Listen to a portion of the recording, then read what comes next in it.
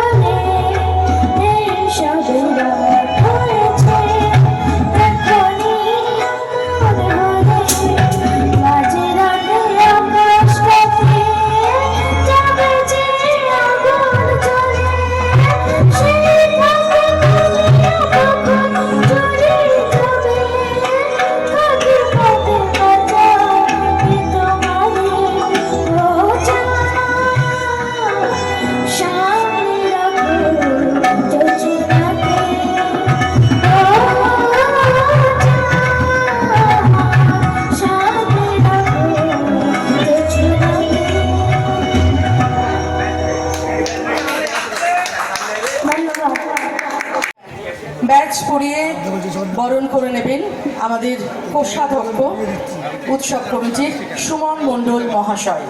সুমনকে আমি মঞ্চে আসবার জন্য অনুরোধ জানাচ্ছি। আমাদের এই ছোট্ট শিশু শিল্পীকে ব্যাচ পরিয়ে একটা জোরে করতালি চাইব, কারণ আগামী দিনে কিন্তু আমরা এই ছোট্ট শিশু শিল্পীকে অনেক বড় বড় জায়গায় দেখতে পাবো, এই আশা রাখছি।